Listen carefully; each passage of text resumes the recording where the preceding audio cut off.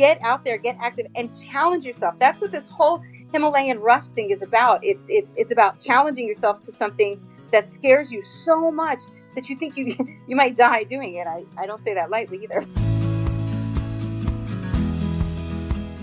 This is the Adventure Sports Podcast, where we talk to athletes, adventurers, and business owners from around the world of adventure sports. Whether you're climbing Mount Everest, starting a bike shop, or getting up off your couch to take your kids hiking for the first time, we want you to have the motivation and inspiration you need to chase that next adventure. The Adventure Sports Podcast is brought to you by Campcrate, the leaders in fully planned self-guided backpacking adventures, as well as backpacking gear rental. You can check them out at campcrate.net. So there's this new backpacking food company called Peak Refuel. And honestly, I gave them a shot for my last backpacking trip. Y'all, it was literally the best backpacking food I've ever had in my life. I was so impressed by them that I wanted to reach out and get a deal for our listeners. So if you keep listening to the episode, I'll tell you how to save 20% off an order with them. Hey friends, check out Powder7.com, new sponsor for the Adventure Sports Podcast. I've worked with these guys for a couple of years, and two of my sons have bought their most recent pairs of skis there. What's cool is that while they do sell new skis, they also sell previously used demo skis. And these demo skis come with demo bindings, so no need to remount anything. And they are sold for less than half of what you would have to pay otherwise. Great deal, great website, great people. Check out Powder7.com.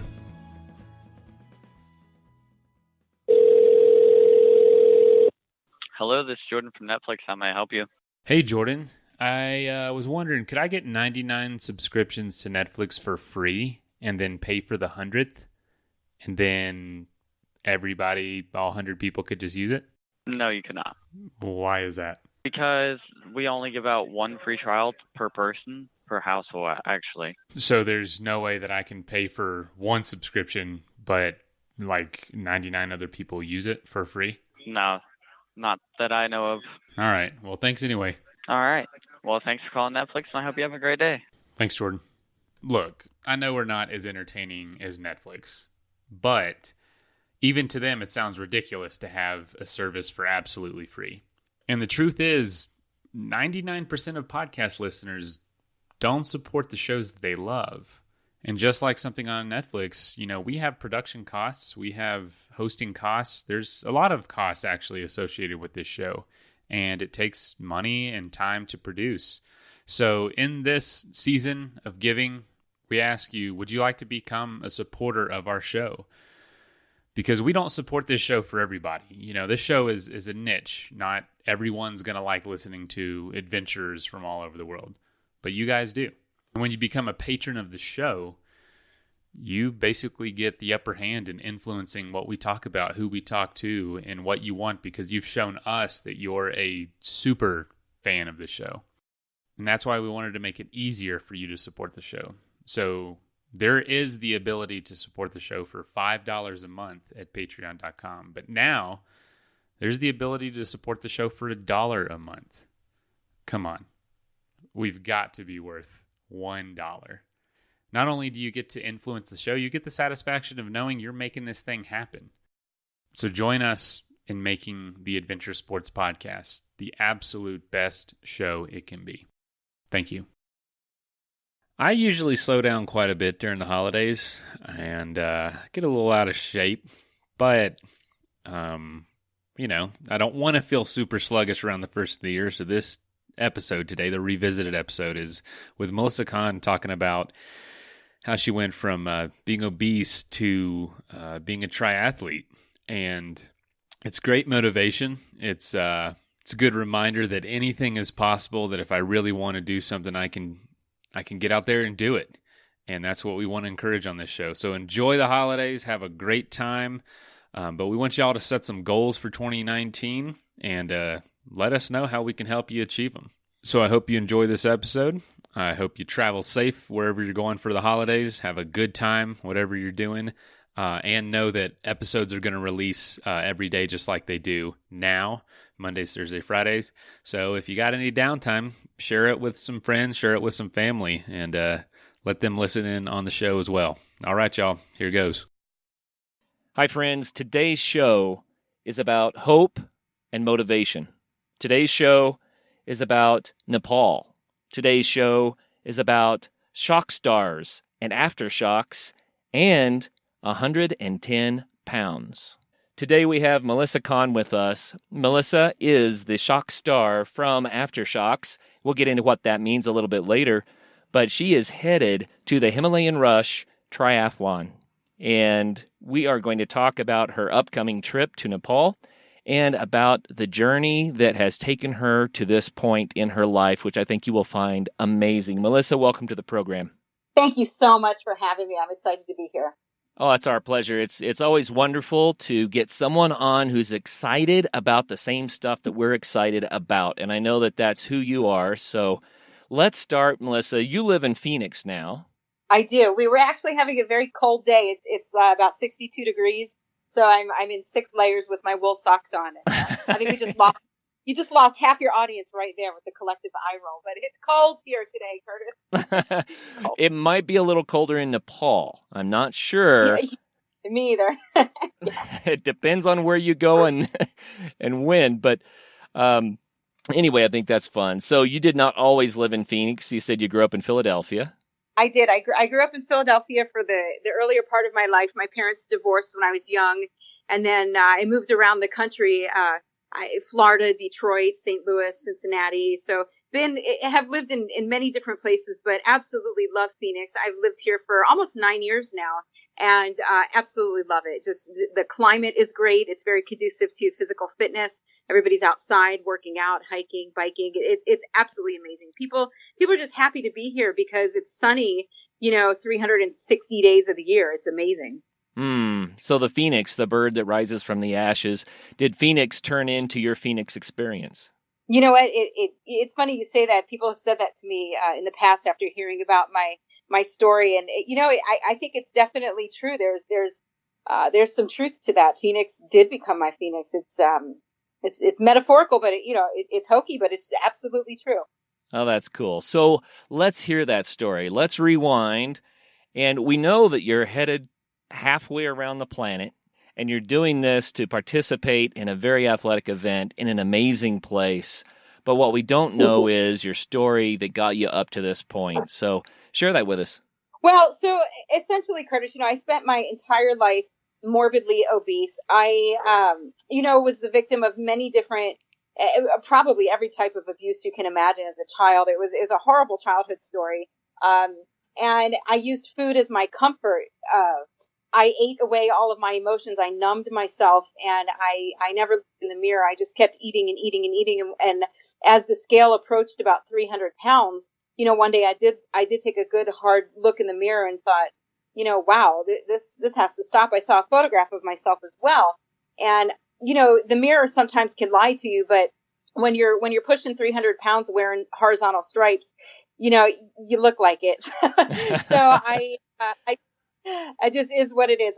There are many, many beautiful overweight people. I don't feel that I was one of them. I felt slovenly and sloppy, and I never felt pretty. I don't know how to put on good makeup. I'm not very girly. It was just not a good situation. I hope I'm painting this picture for you. I looked in the mirror one day and I said, my God, you have to do something because you're going to die of a heart attack. My family's history is, everybody's dead of heart disease and, diabetes, cancer, all things that, hopefully you can lessen your chances of those by a healthier lifestyle. And I was going down the wrong road. I just was eating my emotions away every hour of every day. And so one day I just decided to make a change. I changed everything about my lifestyle from how I ate to my exercise. I started with my eating, and then I added exercise in a little bit later. And the next thing I knew, about a year later, I was down 110 pounds. And people started to take note of my story. I'm very much a no BS type of person. I give it to you straight and hard, exactly the way it is and how it happened. And there are no excuses, and I don't accept excuses from other people as well. And people find that a little bit refreshing. We really talk on a heart-to-heart level without the BS, and people really related to that, and that's how Run Heifer Run was born, because people really felt that it was refreshing to to be able to talk in an environment where people were not judgmental, but that people also didn't accept their lame excuses, like, oh, I woke up late, I can't go to the gym. No, you can find time, that type of thing. So it's been a total 180 from the first 40 years of my life. And I got to tell you, the next 40 are looking a whole lot more fun. That's such a fun story. I heard a stat just this week, Melissa, that I thought, well, I don't doubt that that's true, but the stat was that in today's world, more people are dying from obesity than from malnutrition. It's, it's sad. I was recently in London, and I was at a restaurant, and I was watching what people were being served, and I was marveling to the friend I was with. I said to her, the portions here are so much more appropriate. When in the United States, we, at any good chain restaurant, you can obviously order a chicken salad with dressing on the side, but most people are ordering the nachos. And I was taken aback recently when I saw somebody eating a plate of nachos, and it was piled high, and then on the side, a milkshake that was not just in one of the metal cups. It was so big that the milkshake came in 2 cups. And I thought, my God, this is contributing to the obesity epidemic that we have, not just in this country, but it's spreading, because now parts of Europe are claiming that they have almost as many obese people as the United States. And this is not a trophy anybody needs to have. And so I was so refreshed to see when I was in England, the portions were served on plates that were so much more appropriate. And the choices people were making, there were steamed food and vegetables versus, fried pork and all this other stuff. Not that there's not, look, I love it too, I'm just saying, but not that there's not a place for that, but it's just, it's become such a norm, and we're teaching our youth that this is acceptable and this is normal to eat like this, when in fact, it's really not, and it's working to our detriment. I'm here to try and spread the message that, look, we can eat in moderation. We can all enjoy, our sweet and sour pork from time to time, but let's get a handle on it. Let's be healthy. Let's get active.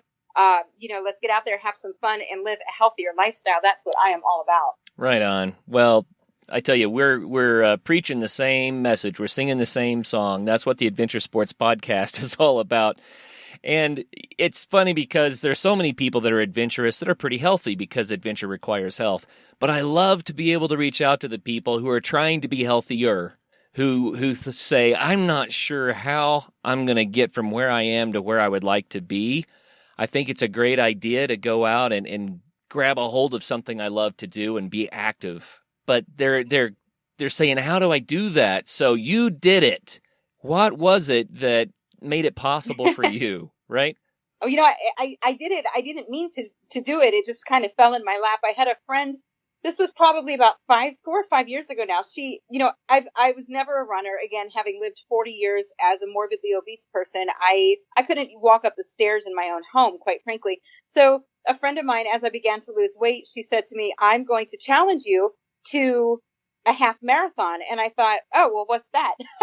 Let me look into that. And so, I kind of blindly, I hung up on her when she called me the first time, and I thought, well, you're just evil. And then I looked that night, and I thought, well, 13 miles, I don't really even drive that far, but okay, we'll see. We'll see how that works. So I called her back the next day and, said, look, I'm sorry for hanging up on you. I think I blamed my children for the bad connection. And I said, I'll do it. I don't want to do it, but I'll do it. I downloaded the Couch to 5K app. And again, having never been an athlete, never done anything athletic. I was the kid in dodgeball. Remember dodgeball back in the day? Oh, yeah.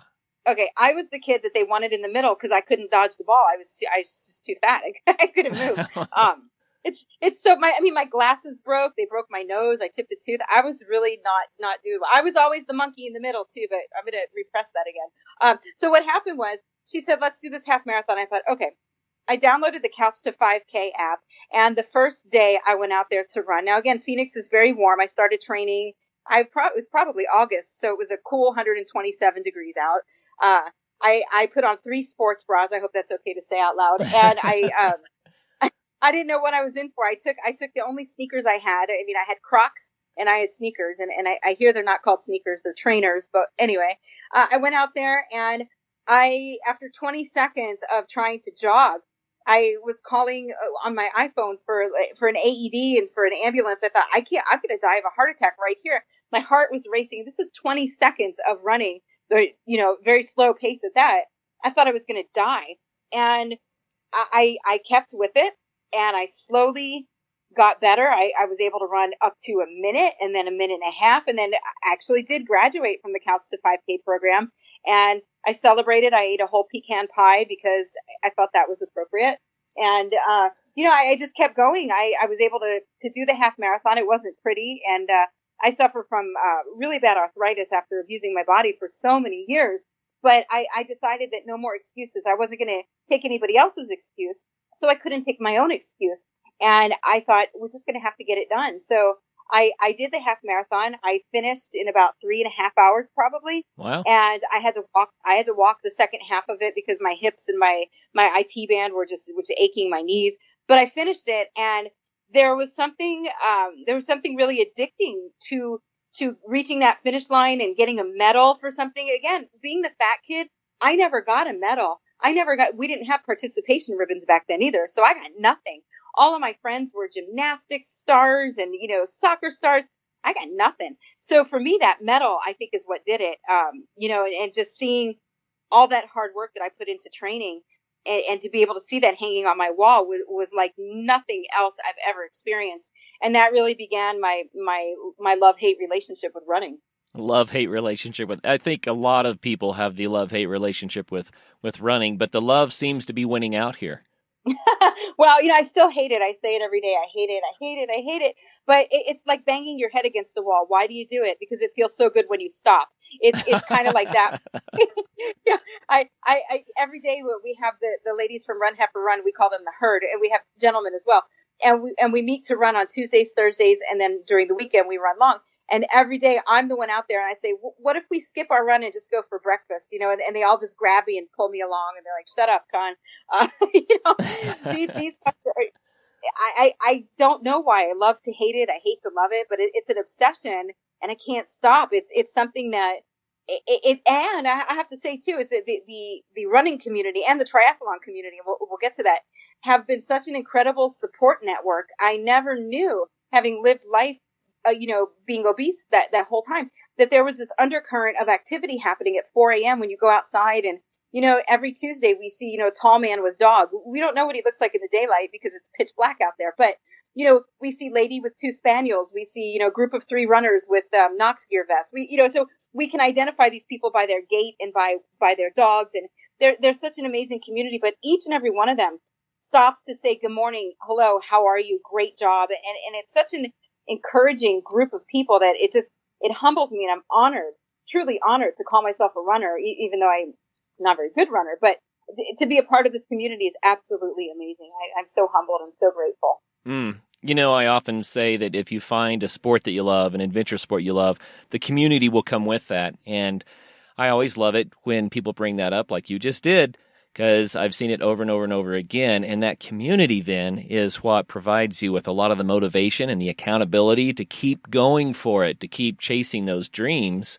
And so that was a major part of what you're doing here. That's what you're saying. Well, it absolutely was. And the interesting thing was, in regard to the triathlon in the Himalayan mountains, I found these amazing, these people in Nepal are absolutely some of the warmest, most hilarious people. Their command of the English language is better than mine. And not that I'm great. I'm a native English speaker. These guys are incredible. And, when you think of Nepal, and maybe I was just naive. I thought of, mountain people not speaking English. These guys are hilarious. They found me on Twitter, and I like to joke with them. We started dating each other on Twitter, and this was over a year ago. And they said, you need to come do our triathlon. And, then there was a lot of awkward laughter. And then I deleted them. And, and then I thought, well, why not? You know what? If I can, somebody like me, okay, who's been obese their whole life, not very athletic, I'm telling you, I'm the back of the pack runner, the back of the pack everything. I go on bike rides with local biking groups, and the 85-year-old sweeper at the back is saying to me, can you pedal faster? I'm like, no, I can't. I'm stuck here. So if somebody like me can finish a triathlon, this is called one of the world's most, they call it brutiful. So it's brutal and beautiful. One of the world's most brutal triathlons. If I can finish, I don't want to win it. I just want to finish it alive. If I can finish that and inspire even one person to get up and make a positive change in their life, whether that's to start walking walk a third of a mile a day. We have people in Run Heifer Run who weigh 500 pounds who can't walk. I mean, literally. So, but there's nothing preventing them from sitting in a chair and doing arm exercises. So again, it goes back to that no excuses thing. If I can inspire somebody to take no excuses in their own life and change their outcome for the better, then together, Run Heifer Run, Aftershocks together, and you for helping get the word out, we can change lives for the better, and we can make the world a better place, because we all know that, we're killing ourselves slowly with all the crap that we're eating, all the, the processed food and everything else. If we can inspire just a couple people to make changes, then their family will take note of those changes. Their children will learn from them, and we can have a direct impact on the world through a very small ripple effect. And that's what I'm all about. I just think, man, if we can just get some people thinking about their health and their future. Well, Melissa, I love what you're telling us, and I love what you're saying. You want to motivate people so that they can reap the benefits of losing weight, winning the battle against obesity, becoming active again, and reclaiming that life. But let's unpack that a little bit. How did you do it? What were the obstacles and the hurdles that you had to overcome to get started? Well, the biggest obstacle, I have to say, was myself in my own mind. Our mind can trick us into so many things and talk us out of so many things. It's really the most powerful tool that we have. So that was my biggest obstacle, was just getting past my own self. I do have 4 children, and that's another obstacle. I don't have the time during the day, so it's very easy to psych yourself out of it and say, yeah, but I have to get kids breakfast. I have to make their lunches. I have to plan their dinner. Woe is me. I'm a caretaker and I don't have time for myself. Well, that's the problem. If you don't have time for yourself now, you're going to have to find time later to be sick. So I decided that I'd rather make the time now rather than have to give the time later when maybe I'm already healthy and, I don't want to be sick. So I made the time for myself. I decided every day, especially in the summertime here in Phoenix, I would get up at 3 to 3:30 in the morning and go do my run training, because that's the only time of the day I had to do it. So yeah, I go to bed a little bit earlier. My kids tell me I'm geriatric. My friends laugh at me, but I'm okay with that. It's checks and balances. And if that's what I have to do to maintain a healthy lifestyle, then I have to do it. And I don't want to moan about it. I don't cry about it to people. I don't talk about it that much. I'm just doing what I have to do, just like everybody else. And I think that that's the biggest key. Get out of your own mind. Look at the bigger picture and say, what's in it for me, and what do I have to lose? Because quite frankly, your health is something that money can't buy. And each and every person listening can look in the mirror and say to yourself, I can find 30 minutes in the day to make time for myself. I can skip Starbucks, God forbid, or I could do this or that, or I can walk up the stairs at work. There's always something that we can do to improve our own health and fitness. Even if it's a small, minute change, there's always something. That's good. I'd like to throw out a couple of things that I've discovered in my own life, and then you can comment on it, tell me if I'm lost or if it makes sense. But the first thing that I feel strongly about is dieting doesn't work. Lifestyle changes work. Absolutely. And the reason I say dieting doesn't work, because diets have a start and a finish, and lifestyle changes are forever. I could not agree with you more. People say all the time, well, what diet did you use? And, it's about a lifestyle change, and it's about a commitment to yourself and to your family and to your own well-being. It's the biggest commitment is to yourself. And it's about saying, I'm worth it. And oftentimes, especially, I know that people with a perfect weight also have self-esteem issues, but oftentimes overweight people, especially morbidly obese people, there are so many issues with self-confidence, and we don't feel worthy of taking the time for ourselves. We don't feel good enough that we deserve to take care of ourselves. And, we have to take care of the kids or our spouses or anything. No, you have got to put yourself first, because if you don't put yourself first, who will? You teach other people how to treat you by the way you treat yourself. Okay, so if you discard your own health and fitness and you just sit around and you keep getting bigger and bigger and bigger and you're eating your emotions away, what are you teaching your family? What are you teaching your friends about how you feel about yourself? We've got to put ourselves first. And I don't say that to be selfish. I say that to be healthy. Put yourself first and change your lifestyle. Play with your children outside instead of Xbox, walk to the park, take the dogs for a walk, spend family time together versus everybody sitting at the dinner table after dinner on their iPhones. which is what we see a whole lot of. Get out there, get active, and challenge yourself. That's what this whole Himalayan rush thing is about. It's about challenging yourself to something that scares you so much that you think you might die doing it. I don't say that lightly either, but scare yourself and do something that puts you out of your comfort zone, because that's incredible. It's just, that's the way it should be. Yeah, yeah. There's one other thing I'd like to throw out there, and you can agree or disagree, but I want to mention this for the listeners. Often it's not even about the volume of food that we're eating, it's how we're eating that food. And there's obviously both involved. But I learned from an organization called Trim Healthy Mama. I'll just mention them. I'm not trying to promote them, but I am going to say I learned from their literature that if we eat fats and carbs together, one of those two is going to get stored while the other one gets metabolized, because our body can only do one at a time. And it's such an easy thing to say, all right, I'm not going to have fats and carbs together ever. And if you do that, then your body begins to metabolize all that energy and you don't store it anymore.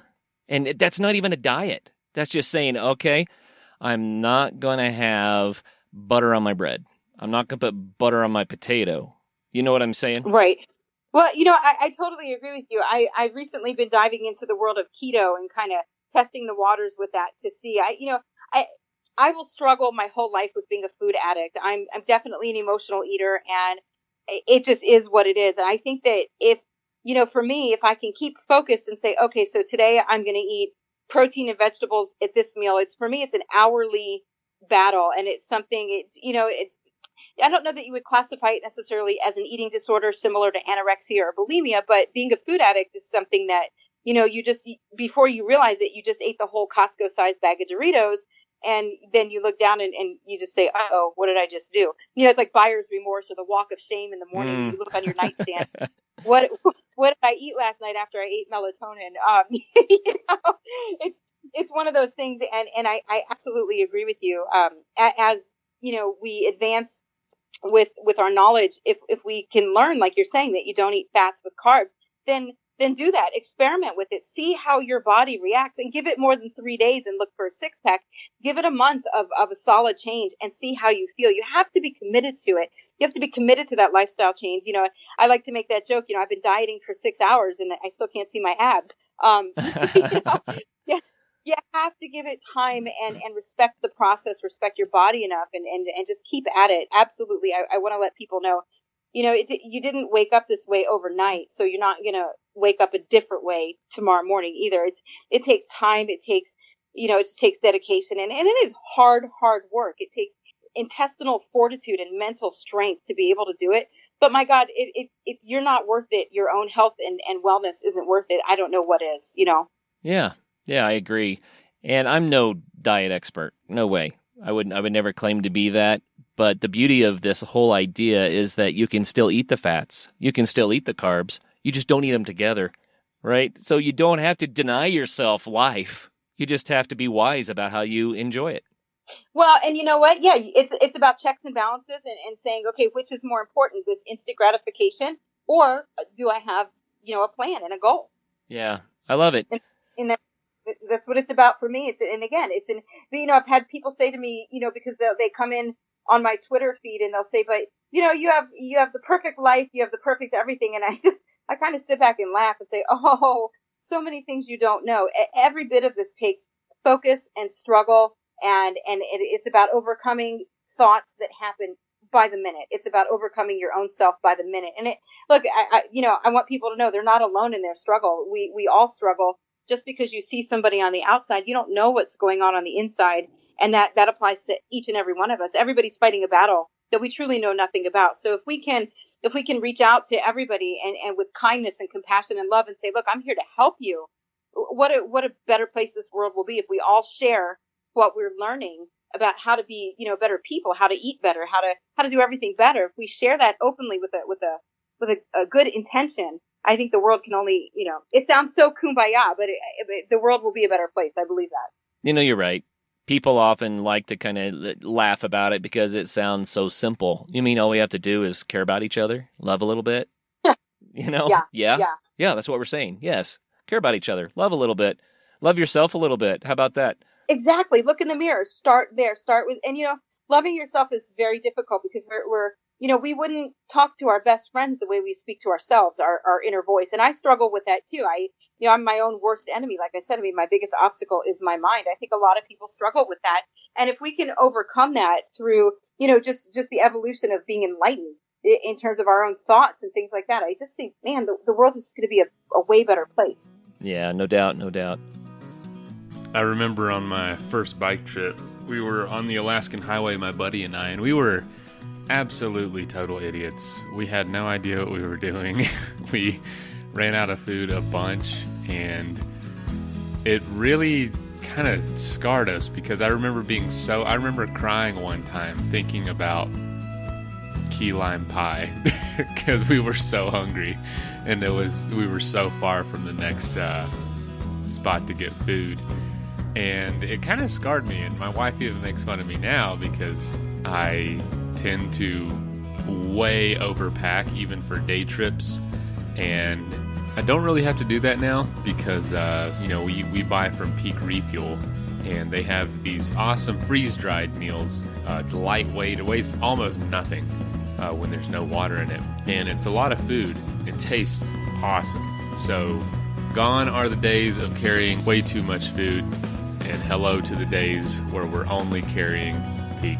If you'd like to give Peak Refuel a try, just go to their website, order some food, and at checkout, just use the code ASP20 at checkout to get 20% off. So give them a shot. So why did you select running and then triathlons as your focus? Well, again, I didn't mean to. It just seemed like a good idea at the time. Everybody around me, when you change your lifestyle, you tend to get different friends. You make friends within the running community, and you find these amazing people. And, I need to keep up with them. I need to, not that it's a keeping up with the Smiths type of thing, but, you want to continue to develop those friendships and relationships. And so it's great, every Tuesday at 5 a.m. to hit the road with some friends. And, it's just a great way to stay in shape and to honor my body and to be a good example for my children to say, look, I did all this hard work. I'm not going to let it go to the wayside. I'm going to continue it. The triathlon came similar to how the first half marathon did. A friend said to me, well, why don't we do that? And I thought, are you insane? Like, I don't even want to swim in a pool, let alone a lake. Like, I like nature, but I don't want to, like, swallow it. So it was one of those things where it just seemed crazy enough. So she said, look, there's a triathlon in Lake Havasu. And I thought, you are insane. What? And before I knew what I was doing, I had sent through my credit card number, and I was like, oh God, what did I just do? So I trained for that, but I have to say, to be completely transparent, it was very superficial, effort in my training. I hired a coach that wasn't the best in hindsight. I had never been in open water up until the day of the triathlon. I had never even put my wetsuit on. It was brand new. Never practiced putting it on. Wow. Before the day of the triathlon. Yeah, it was a little kamikaze style.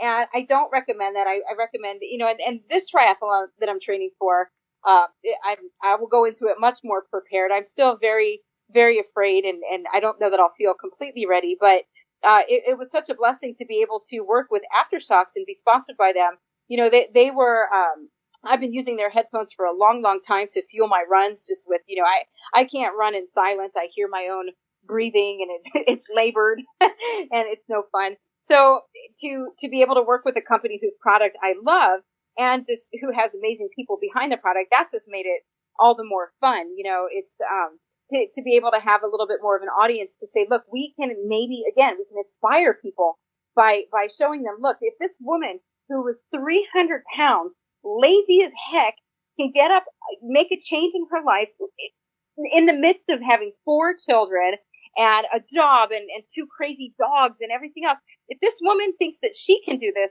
why can't I get up off the couch and try and walk a third of a mile today to improve my life?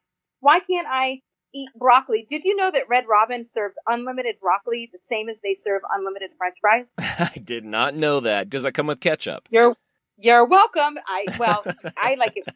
I like it with cheddar cheese, but that's not part of the plan. But there's so many different things that hopefully people can watch and say, look, maybe I'll try that. I'm not saying that my way is the only way or the right way. I'm saying try your own way. Try whatever you can to get healthy, to inspire yourself. And then in doing so, other people will take notice. And again, together we can have this great ripple effect on the world where people say, wow, if this heifer is crazy enough to think that she could go to the mountains in the Himalayan mountains and do this triathlon, why can't I try and get up off the couch and do something to better my life, the life of my family? It's all about trying to motivate, inspire people, and, you know, maybe a little bit of morbid curiosity when they watch and say, does the mountain kill Melissa? We'll stay tuned. We'll see together.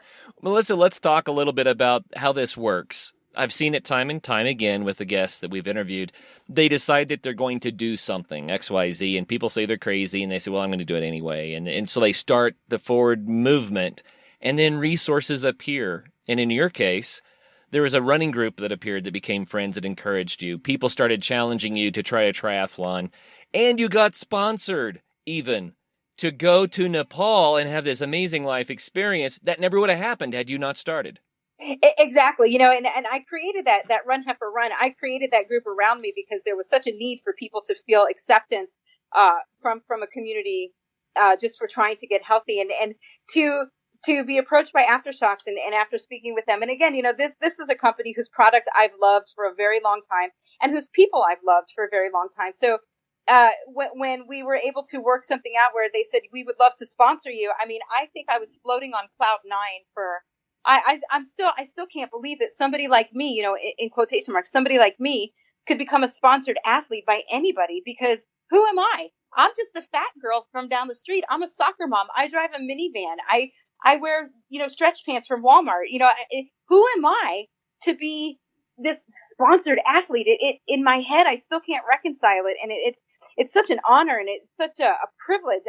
I don't take that lightly. And I really hope that in doing this and making it public, that I not only make Aftershocks proud, but that I make my children proud, that I make my friends proud, that people watch me doing it and say, wow, you know, I knew her back when she didn't even believe that she could, you know, walk up her stairs to her office. You know, it's been such a humbling journey. And, I mean, Nepal, I will tell you, I just had all these immunizations to prepare for the trip, and they hurt a lot. There's immunizations that I've never even heard of that you need to go over there. So there's been a lot of preparation, a lot of training. I've got a coach that I'm working with who trains Kona finishers for Ironman. And she said to me, she said, I'm willing to take you on because this is the craziest stunt I have ever seen ever. She's seen me run. She's like, you gonna do what? You know, she's seen me, you know, I had to switch from road biking to mountain biking, which is a whole different ball game. And I'm definitely afraid of heights. I have posted many, many videos on Twitter where I am just hysterically crying in tears because I'm afraid to go down the tiny little 500-foot drop. And I've got to go up, I think it's 3,000 feet in 12 miles. It's going to suck. I mean, that's just the bottom line. This is going to suck. But I need a GoPro to video it so people can understand just how much I'll be crying. But it's so scary. And, you know, everybody has always told me in life, do those things that are outside of your comfort zone. Do something every day that scares you. Well, training scares me. I mean, it puts me in, you know, hysterics just trying to go down these rocky mountains. I'm very, very afraid. I'm, again, not an athlete. So getting on a mountain bike was a whole different experience for me. And just climbing up even 500 feet is, you know, my quads are on fire. My body is telling me stop and just eat a donut already. So I fight all of that. It's true. I fight to continue every single day to make it to Nepal. It's going to be a swim, bike, run that I will truly never forget. That's for sure. You know, Melissa, we've known each other now for about 45 minutes, and since we're like old friends. Yeah, since we're such old friends, I'm going to reprimand you. Okay, are you ready? I'm ready. I can take it. Okay, you are an athlete. You are a sponsored athlete. You are a triathlete. You are a runner. You are a winner. Thank you. Yeah, now, that's the reprimand. Yeah, I took it well. I'm also, you know, I'm in disbelief of all of it. Truly, it's been such an honor, and to be able to participate in something like a triathlon for somebody like me who, you know, having come from a childhood, like I mentioned briefly, just, you know, nothing but abuse and neglect and all that, to come really full circle and say, wow, I was able to turn my life around and, hopefully inspire even one person to get out there and look in the mirror and say, I am worth it. My God, what an amazing honor to have been part of somebody else's journey just by allowing them to see just a little portion into mine. It's just been, it's humbling and it's scary. I got to tell you, I mean, it is definitely scary looking at these mountains in Nepal. It's scary. But it's going to be an incredible life experience. What I just did there is what I like to call naming. And the problem is that people try to name us when we're growing up. Our teachers, our family, our friends, they don't mean harm necessarily, but they name us and we start to believe in that. And, when we stop and we name ourselves what we really want to be, and it feels dishonest at first, right? But because we don't see ourselves that way. But if it's what we really want to be, then a part of us is that already. So if we can name ourselves what we want to be, then that's what our body gravitates toward, and that becomes the magnet that draws us to the better life that we're looking for. You know what I mean? Yeah, absolutely. It's kind of like that fake it till you make it philosophy. It's, it's true. I can look in the mirror and say, you are an athlete, in my best Arnold Schwarzenegger voice. And, I can make little muscles with my arms and tell myself that. And, one day I will believe it. I'm not there yet. And I'm okay to say that. I mean, it's a constant evolution of self. And, I've only had this new lifestyle for maybe 5 years, 6 years, something like that. It's still new to me. I still can't pass a mirror and look in it without cringing, wondering, is it fat Melissa that's going to look back at me, or is it fit Melissa? Right. I don't want to be skinny. I want to be strong and I want to be healthy. I'm proud of my curves, because they tell a story of where I've been, and I think that that's okay if we can accept ourselves as what we are for who we are and learn to love ourselves in spite of everything. We're all winners. The world just becomes a better place. Absolutely. And the other thing that in our society, especially the Western society, holy cow, comparison. We're always comparing ourselves to someone else. I mean, the Olympics are going on, right? So people watch the Olympics and they see someone do something and they go, oh, I am not that. But wait a minute, rewind. You can go to the skating rink and go ice skating. You can go to the mountain and snowboard. Don't say I'm not that. Say, oh, I am that in my way. I am my that. Well, and you know what? It's kind of like that internet meme that goes around Facebook and Twitter all the time about the tip of the iceberg, and then what you don't see is the big part underneath. So what you see people performing and getting gold medals, but you don't see that they're training 12 to 14 hours a day, that their nutrition is spot on. They have a nutritionist, a trainer, everybody managing them. Right. You don't see all the hard work that goes into it. So, don't say I want to be a gold medal figure skater, but then not want to put in the work, because these people, everybody who achieves anything has put in the work, and that's what you have to take a deep breath, swallow hard, swallow your pride. Like, I swallow my pride every time I swim, bike, or run. And I say, you know what, that's okay. I'm going to put in the hard work that I can so that I can finish the way I can finish. And that's at the end of the day, that's all we can do. Yep, absolutely. The Adventure Sports Podcast is also brought to you by Powder 7 Ski Shop. Powder 7 is Colorado's premier homegrown and family-owned ski shop. Online at powder7.com, they offer a huge selection of new and used ski gear, plus full tech and boot fitting services at their shop in Golden. With personalized customer service, they set up skiers from all over the world with perfect gear. From brands like Kesley, Rosignol, Black Crows, and Head, Powder 7 is all skiing all the time. So check out powder7.com to learn more. Now, back to the episode. You mentioned aftershocks a couple of times, and I would like to let the listeners know what this is about, and just in case they don't already know. Aftershocks sent me a free headset that I got to try out this week, and it was my first time to use it, Melissa, and I have a lot of stuff to say about it because it was an amazing, kind of revolutionary experience for me. But just tell our listeners, what is this? Why are we talking about aftershocks?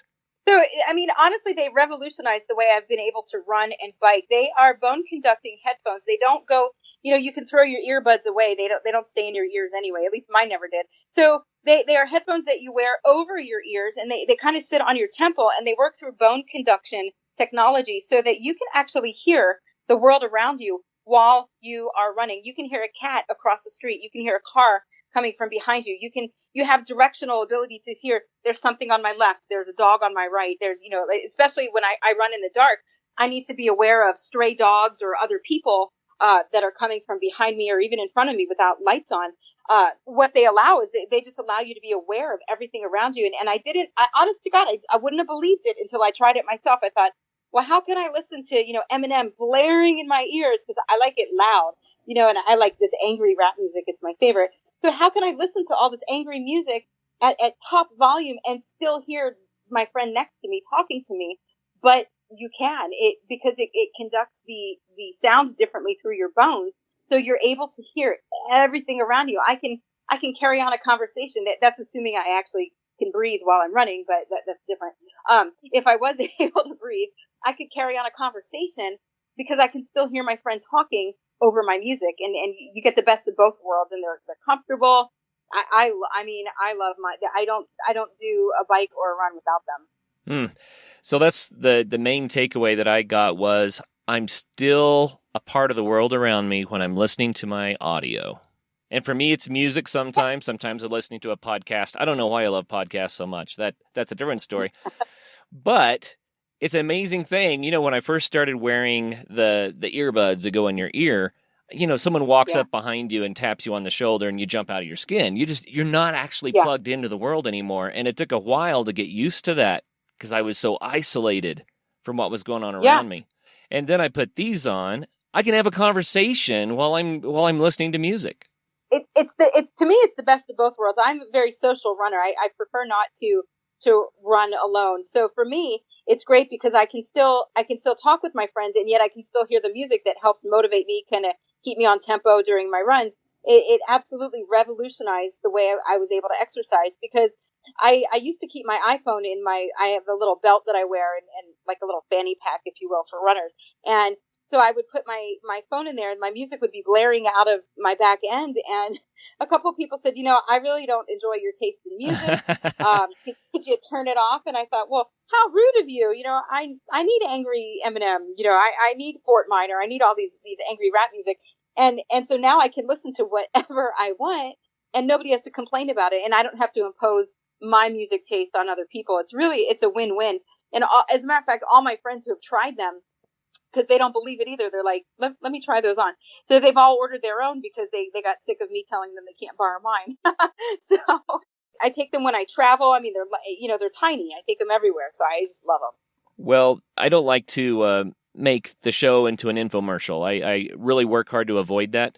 But what's funny about it is when I find a product that I really think is going to help the listeners, I want them to know about it. So I'm not sponsored by Aftershocks. I did a product review for them. Here it is, right? But I want the listeners to know this is cool. Think about this for a minute, okay? In the office, you can listen to music, still hear what's going on around you if someone needs your help or something, and others don't hear your music. That's one thing. Absolutely. Running down the road, you can still hear the car that's sneaking up behind you that you need to be aware of, right? The one that's getting ready to turn right in front of you or right on top of you, right? Yeah, absolutely. And it works for a variety of sports. So far, I've tried them on with my ski helmet, and it's interesting. The ear flaps on the ski helmet press on the temple pieces just a little. It wasn't uncomfortable. Okay. I thought, well, that'll take a little getting used to, but so does wearing glasses or listening to earbuds, right? But It even sounded better with my helmet on than it did without. And I thought, okay, so I can ski with these. Next is going to be mountain biking with them on. I already know that that's going to be a joy because I'll be able to hear nature around me. I took a walk over the weekend down to the river with my family, and I put those on, and I turned on some music I wanted to hear. And then I was surprised because I could still hear the gentle gurgling of the river as I was hiking. And I thought, oh, this is nice because I can be in nature and still hear nature and still get music. You get the best of both worlds. And I will say they sponsored me, but I will tell you, I was screaming about Aftershocks before they sponsored me. I also, there's products that I love and products that I could take or leave. And when I find a product whose people behind that product are just as good, then I'm like you, I will scream it from the mountaintops. I'm not getting paid to, say, oh, everybody go buy Aftershocks. What I'm here to say is that the company is just, as good as the product, the people behind the product. And that's what I really love. This is, again, this is just a company that has people with integrity, and the product itself is, in my opinion, I give them for Christmas. I want everybody to have a pair because I can run now and I feel safe. I can do my mountain biking, and here, I'm biking in the mountains here. We have coyotes and, all kinds of mountain lions. I want rattlesnakes. I want to hear what's going on around me so that I can stay safe. And so to me, they've just been, they've revolutionized my whole exercise just because I feel safe. I feel safe. I mean, and at the end of the day, I have to come home to 4 children. So I need to make sure I'm safe. I wanted to try these out, but everybody in my family wanted to try them out, and they didn't want to give them back once they started using them. And then in the end, my co-host Travis took them away. So they're gone now. I can't even hang on to them because everybody else wants them.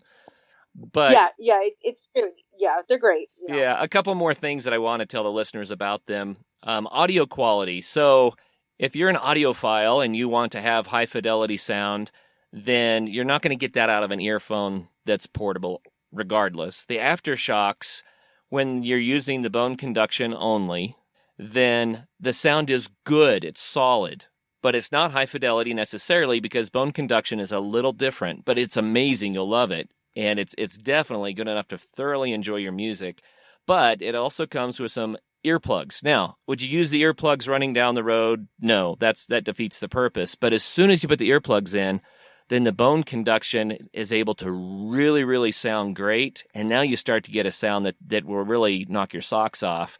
So I just say it that way. The sound is good, and I like them for also making phone calls because it's a Bluetooth headset for using with your cell phone as well. So that's very convenient and helps. But the point is the sound is perfectly good. If you want high fidelity, then it's going to be in your stereo system at home. But if you want the convenience and the advantages and the safety of the bone conduction, then these are definitely for you, and they sound great. They really do. Yeah, I can't agree with you more. I absolutely love them. I use them in my car as well. Oftentimes I forget I'm wearing them, so my kids will say, Mom, take the headphones off. It's bedtime. They're just lightweight, and I wear them with my bike helmet and all that stuff. And again, I just think they're great, and I will be bringing them to Nepal to help kind of take my thoughts off of the torture that I'll be going under up this mountain. So, well, let's talk about Nepal a little bit more. What are your expectations? What do you think it's going to be like? First of all, just to get to Nepal, and then to get from where you land in Nepal to where your triathlon is, and then what do you think it's going to be like to be at the starting line and actually begin to execute? Yeah, well, I will tell you, it's a 38-hour trek to get there. It's going to be a little rough. I mean, I'm not going to check luggage, so it's going to be it's going to be a tight fit with the suitcase, trying to get the wetsuit, the helmet, the sneakers, and everything in there, or the trainers, if you will. So it's going to be an adventure just getting there. And I think that once I'm there, I really, I'm the type of person that kind of takes it all in, but I don't know that I'll digest it until after I'm done. Yeah. I think it's going to be one of those things. Standing at the start line is going to be absolutely surreal, especially because I'm not a strong swimmer, and the swim has turned into the easiest of the 3 disciplines. Wow. It's going to be crazy. The best thing is, I'll have a wetsuit. I'll float. At the end of the day, I know I'll float no matter what. So I take solace in that. I will float. It's a mantra in my head. Don't worry, you'll float. So I think it's going to be absolutely surreal to be there and to look around and to not just to represent Aftershocks, but to represent every single person that I have come in contact with who feels that they're not good enough, that they're lesser than because of their weight, because of any other issues, to be able to represent all of it. It's kind of like that movie Revenge of the Nerds. I'm the nerd. I want people to understand I'm not just doing this for me. I'm doing this for all of us. I'm doing this for every single one of you who looked in the mirror and said, you're fat, you're ugly, you're not good enough, nobody loves you, you're not good enough to be worthy of love. I'm doing this for every single one of us who never thought our lives would amount to anything, who thought, that we would just end up, whether, meth head in the corner or, whatever else, whatever we denied ourselves, those personal affirmations. I'm doing this for every single person who gets up every day with no self-esteem and maybe says, why is life worth living? Why am I here? Watch me do this and watch me finish. And I'm finishing for every single one of us. And I don't mean me. I mean all of us. I'm doing this so that people can understand that if I can do it, this fat chick from Philly, if I can do this, then we can all do something and make our lives better. I am not doing this for me. I'm doing this for all of us. And I really, man, if I could just inspire if one person could reach out and say, I'm going to make a change, because if you can believe in yourself, then I'm going to go out on a limb and believe you and say that maybe I can believe in myself too. What greater honor than to know that you've been able to help change somebody's life. Oh, yeah. Thank you for saying that. I agree 110%. Thank you. I want to point out one more people group that you're going to change lives for. It's your 4 kids. It's your 4 kids. Yeah. They're the most in disbelief. They just kind of shake their head like, what's mom doing today? You're biking down what mountain? Because they don't see me do it. They're in school all day. So they come home at the dinner table and they say, well, what did you do today? Well, today I swam a mile and then I biked, 10 miles and then I ran a 5K, and they're looking at me like, really? They don't come to a lot of my races because, they're 4 teenagers. And so they have jobs and they have friends, and I'm not cool. So they don't want to bother watching it, but I do hear them, when they're on the phone or texting their friends saying, dude, check out what my mom did today, and so they follow me on Twitter, which I'm not really sure how I feel about, but they do take notice. So you're right. And in watching how I eat, my daughter said to me the other day, can I have an avocado and some nuts and this and that? I'd like to eat more protein and fat. I'd like to cut down on my carbs. And I said to her, absolutely. How can I help you? Let's talk about this. Let's talk about how to eat healthy, and let's do it together. Let's support each other. And again, we're all here for each other. That's at the end of the day, that's what it's all about is community and helping each other move forward. Yeah. And, let's go 20 years into the future. I seriously doubt that you're ever going to sit down and say, I wish I never would have done all that. Bonbons would have been so much more fun. I say that today. Every day I'm like, yeah, I want to eat a hot dog. I want to go to Costco and eat the whole, I don't want to leave the bun, Curtis. I want to eat the bun. Give me the damn hot dog. You're right. At the end of the day, what's worth it to you? And everybody has to ask themselves that same question. What's your break point? What is it worth to you to make a change? When the pain of staying the way we are right now is different from the pain of moving forward, that's how we know we're ready to make a change. And everybody's threshold is different. Everybody has a different break point. For me, it was just looking in the mirror and then seeing this photo. And I just remember thinking, I want to be pretty. I want to be one of the pretty people. I want to be the one, and it's shallow as heck. I admit that, but I wanted people to look at me and say, I think she's pretty, because my whole life I felt ugly. And that's all, again, it's vain, it's shallow, but in addition to being healthy, I wanted to feel beautiful from the inside. And, that was a motivating factor for me. It still is. I want to be one of the pretty people. And I know that sounds shallow, but I'm being raw and I'm being honest with you. That's, I being healthy has given me a little bit more self-confidence to say, okay, so maybe I can play with the pretty people now. I'm never going to, be a Kardashian. I'm never going to be as beautiful as so, but I can feel that way on the inside. And when you feel pretty, you act pretty, you act, it's how we feel on the inside that dictates how we act on the outside. And, if I can, like I said, if I can help one person make a positive change, that at the end of the day, my struggle is not in vain. It's all worth it. Yep. And Melissa, healthy is pretty. They go hand in hand. So you're exactly.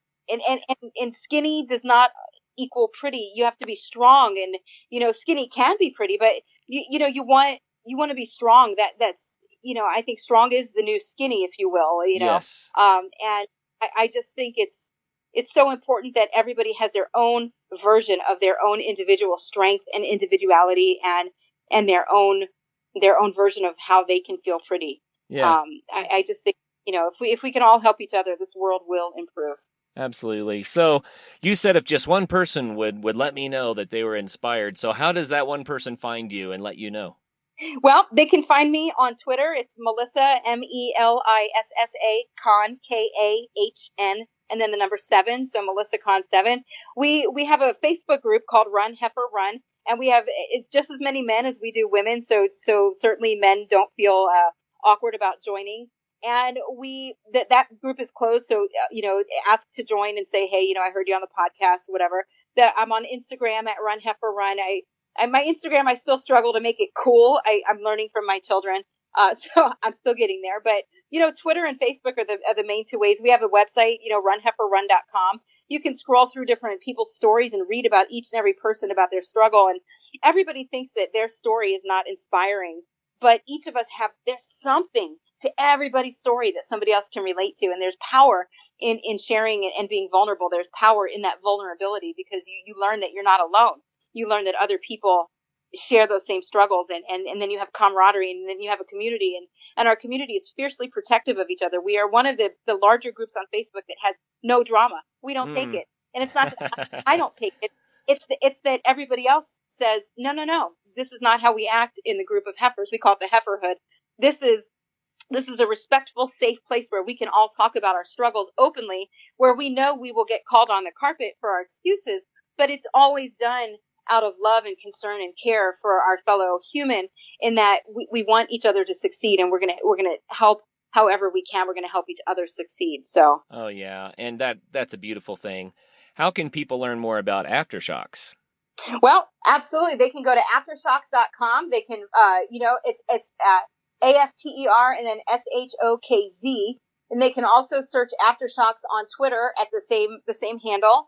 And certainly they can contact me. I can put them in touch with Aftershocks if they'd like. I have a discount code if anybody would like 20% off. I'm happy to share that as well. But they can find them online, read all about the product. They've got blogs and they're on Instagram as well. And, lots of great athletes using Aftershocks. So there's lots of inspiration, not just my story, but many other athletes that are incredible that are using this product. And, I'm around to talk to anybody anytime if they have, they just want somebody to talk to. I'm not a doctor. I'm not a psychologist, but I'm certainly somebody who will sit down and listen and tell you, yes, I can relate to you, or no, but here's somebody who can relate to you.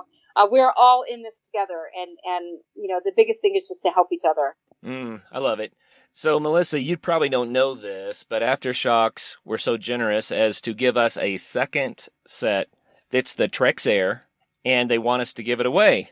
Woohoo! So we're going to give away a set of these Aftershocks bone-conducting earphones, and it's going to be awesome. So how do you win these earphones? It's really, really simple. Go to adventuresportspodcast.com, click the Contact Us button, and send us an email that says, I want those earphones, and we'll do a drawing and we'll announce who won on a future episode and send them out. But these, by the way, they're not low-end stuff. These are top-end stuff. Really nice. They are not cheap. They cost a little bit of coin, and they're worth it. And it's rare that you can say that about something, but they're worth it. So if you win this headset from us, you're going to be really, really pleased. So once again, adventuresportspodcast.com, click the Contact Us button, send us the email that says, I want to be in the drawing for the Aftershocks, and we're going to give away a pair of these. I love it. What that's fun too. And boy, who doesn't like winning stuff? Christmas is over, so this is like Christmas all over again in February. I love it. Yep. Well, Melissa, we have burned through an hour already, and it's been a real delight to hear your motivation, to hear your hope and your inspiration. You've inspired me, and I'm pulling for you. So when are you going to Nepal?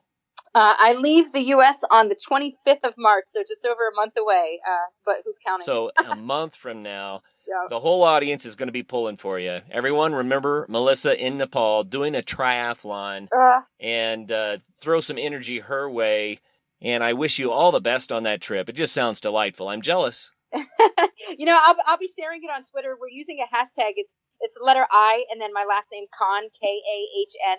So if you search Twitter for the hashtag icon, you'll see I post my training videos and they're very real. Some of them are ugly. I'm very raw in talking to people about how hard it is. And, there's been great support. So follow along if you're on Twitter at the hashtag icon.